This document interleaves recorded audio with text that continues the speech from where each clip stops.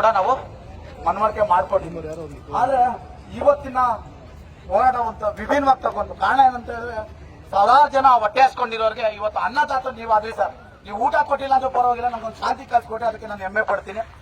ನಾನು ಇವಾಗ ಕೇಳ್ಕೊಂತ ಇರೋದು ಸಾರಿಗೆ ಇಲಾಖೆಗೆ, ಮಹಾರಾಷ್ಟ್ರ ಮಾದರಿಯಲ್ಲಿ ಏನಾಗಿದೆ, ಆಪ್ ಮುಖಾಂತರ ಕಂಪನಿ ಲೈಸೆನ್ಸ್ ಪಡೆದೇ ಹೋದವರು ಏನು ದೌರ್ಜನ್ಯ ಮಾಡ್ತಾ ಇದ್ದಾರೆ, ಅದನ್ನ ತೆಗೆದಾಕುವಂತ ವ್ಯವಸ್ಥೆಗಳನ್ನ ಮಾಡಬೇಕು. ಪ್ಯಾಸೆಂಜರ್ ಆಟೋದಲ್ಲಿ ಇವತ್ತು ಲಗೇಜ್ಗಳನ್ನ ತಗೊಂಡು ಹೋಗ್ತಾ ಇದ್ದಾರೆ ಅಂತ ಹೇಳಿದ್ರೆ, ಅಂದ್ರೆ ಸರ್ಕಾರದಲ್ಲಿ ಅಧಿಕಾರಿಗಳಿಗೆ ಯಾವ ರೀತಿ ಅವರು ಬದಲಾವಣೆ ಮಾಡ್ತಾ ಇದ್ದಾರೆ, ಅಧಿಕಾರಿಗಳು ಗಮನಕ್ಕೆ ಬರ್ತಾ ಇಲ್ಲ ಅಂತ ಹೇಳಿದ್ರೆ ಇಲ್ಲಿ ಯಾರ್ಯಾರನ್ನ ಏನೇನ್ ರೀತಿ ತೊಡಗಿಸ್ಕೊಂತ ಇದ್ದಾರೆ ಅನ್ನೋದು ಕೂಡ ಮಾಹಿತಿ ತೊಳ್ಕೊಬೇಕು.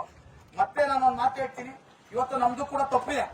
ಅವ್ರು ಕೊಡ್ತಾರಂತ ಕಮಿಷನ್ ಜಾಸ್ತಿ ಕೊಟ್ಟು ಅವನ ಹತ್ರ ಸೇರ್ಕೊಂತ ಇದೀವಿ, ಇಲ್ಲ ಅವನ ಹತ್ರ ದುಡಿಮೆ ಇಲ್ದಿರ ಅವನ ಹತ್ರ ಬಾಳ್ತಾ ಇದೀವಿ. ಸ್ವಲ್ಪ ಜನ ಅಧಿಕಾರಿಗಳಿಗೆ ನಾನು ಹೋಗಿ ಮಾಹಿತಿ ಕೊಟ್ಟಾಗ ಅವ್ರು ಹೇಳ್ತಾರೆ, ನೀವ್ ಯಾಕಪ್ಪ ಅವ್ರ ಹತ್ರ ಅವಲಂಬಿಸ್ಕೊಂಡಿಲ್ಲ, ನಿಮ್ಗೆ ಸರಿ ಇಲ್ಲ ತಾನೆ, ಅವನಿಂದ ಹೊರಗಡೆ ಅಂತ ಬಂದ್ಬಿಡಿ ಅಂತ.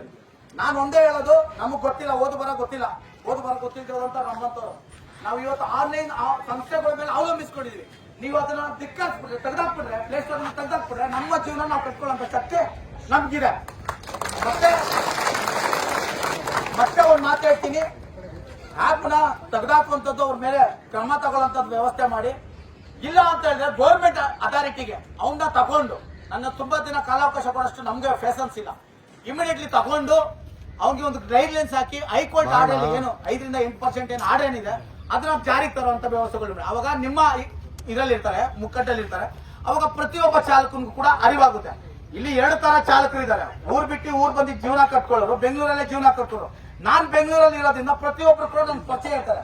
ಊರ್ ಬಿಟ್ಟು ಬಂದವ್ನಿಗೆ ಯಾರು ಪರಿಚಯ ಇರಲ್ಲ, ಅವನು ಈ ತರ ಆನ್ಲೈನ್ ಸಂಸ್ಥೆ ಮೇಲೆ ಅವಲಂಬಿಸ್ಕೊಳ್ಬೇಕಾದ್ರೆ. ಆ ಕಾರಣದಿಂದ ತೆಗ್ದಾಕಿ, ಬೇಡ ಅಂತ ಹೇಳಲ್ಲ. ಇಲ್ಲ ಅಂತ ಹೇಳಿದ್ರೆ ಗೌರ್ಮೆಂಟ್ ಲೆಕ್ಕಾಚಾರದಲ್ಲಿ ಸೇರಿಸ್ಕೊಳ್ಳಿ. ನಮ್ಗೆ 4 ದಿನ ಕಷ್ಟ ಆಗ್ಬೋದು, 400 ದಿನ ಕಷ್ಟ ಆಗ್ಬೋದು, ಅದಾದ್ಮೇಲೆ ನಾವು ಕೂಡ ಹೊಂದಾಣಿಕೆ ಆಗೋತೀವಿ. 2014 ಮುಂಚೆ ಪ್ರತಿಯೊಂದು ಆನ್ಲೈನ್ ಸಂಸ್ಥೆಗಳು ಇಲ್ದಿರಾನೆ ಪ್ರತಿಯೊಬ್ಬ ಚಾಲಕರು ಜೀವನ ಕಟ್ಕೊಂಡು ಮನೆ ಮಕ್ಕಳನ್ನೆಲ್ಲ ಸಾಕೊಂಡಿದ್ದಾರೆ. ಇವತ್ತೆಲ್ಲಿಂದನೋ ಬಂದಿ ನಮ್ ರಾಜ್ಯಕ್ಕೆ ಬಂದಿ, ಹೊರ ರಾಜ್ಯಗಳಿಂದ ಗಾಡಿಗಳನ್ನ ತಂದಿ ಇವತ್ತು ಹಿಂದಿ ಚಾಲಕರನ್ನ ಕರ್ಕೊಂಡ್ ಬಂದು ಇಲ್ಲಿ ಅಟ್ಯಾಚ್ಮೆಂಟ್ ಮಾಡ್ಕೊಂಡು ನಮ್ಮ ಚಾಲಕರ ಜೀವನ ಹಾಳು ಮಾಡ್ತಾ ಇದ್ದಾರೆ ಅಂತ ಹೇಳಿದ್ರೆ, ಇದು ನಾನು ಯಾಕೆ ಇದು ಖುದ್ದಾಗಿ ಅಧಿಕಾರಿಗಳಿಗೆ ಹೇಳ್ತಾ ಇದೀನಿ ಅಂತ ಹೇಳಿದ್ರೆ, ನಾನು ಒಬ್ಬ ನನ್ನ ಮನೆಗೆ ತಂದೆ ಆದನು, ನನ್ನ ಮಕ್ಕಳನ್ನ ನೋಡ್ಕೊಳ್ಳೋಂತ ಜವಾಬ್ದಾರಿ ನನಗಿರುತ್ತೆ. ಇಲ್ಲ ಅಂತ ಹೇಳಿದ್ರೆ ನಮ್ಮ ಅಕ್ಕಪಕ್ಕದ ಮನೆಯವರಾದ್ರೂ ನನಗೆ ತಿಳಿಸ್ಕೊಡೋಂಥದ್ದು ಇರುತ್ತೆ. ಆದ್ರೆ ಅಧಿಕಾರಿಗಳು ಗಮನಕ್ಕೆ ಬರ್ತಾ ಇಲ್ವಾ, ಇಲ್ಲ ಅಧಿಕಾರಿಗಳು ಅದ್ರ ಬಗ್ಗೆ ಗಮನನೇ ಇಲ್ವಾ ಅನ್ನೋದು ಒಂದು. ಇದು ಮಿನಿಸ್ಟರ್ ಕೂಡ ಮೇಡಮ್ ಅವ್ರದ್ದು ನಾನು ತಿಳಿಸ್ಕೊ, ಓಂಕಾರೇಶ್ವರಿ ಮೇಡಮ್ ತುಂಬಾ ನೀರು ತಿಳಿಸ್ಕೊಟ್ಟಿದ್ದಾರೆ. ಹೋದಾಗೆಲ್ಲ ಒಂದು ಗೌರವ ಕೊಟ್ಟು ಮಾತಾಡ್ತಾರೆ. ಇಷ್ಟು ವರ್ಷ 2021 ಸ್ಟಾರ್ಟ್ ಆಗಿರುವಂತದ್ದು ಈ ಸಂಸ್ಥೆನ ನಾವು ಸತತವಾಗಿ ಹೋರಾಟ ಮಾಡ್ಕೊಂಡ್ ಬರ್ತಾ ಇದ್ವಿ. ರಾಮಲಿಂಗ ರೆಡ್ಡಿ ಸಾಹೇಬ್ರು ಹೇಳ್ತಾರೆ ಯಾಪ್ನ ತೆಗೆದಾಕಿ ಅಂತ ಹೇಳಿ. ಮೊನ್ನೆನೂ ಕೂಡ ನಮ್ಮ ಜೊತೆ ಮೀಟಿಂಗ್ ಆದಾಗ ಇಮಿಡಿಯೇಟ್ಲಿ ಆಕ್ಷನ್ ತಗೊಳ್ಳಿ ಅಂತ ಹೇಳಿದ್ರು. ನಾನು ಕೊಟ್ಬಿಟ್ಟು ಬಂದೆ, ನಿಮ್ಗೆ ಮನವಿ ಕೊಟ್ಬಿಟ್ಟು ಬಂದೇನೆ, 20-22 ದಿನ ಆಯ್ತು.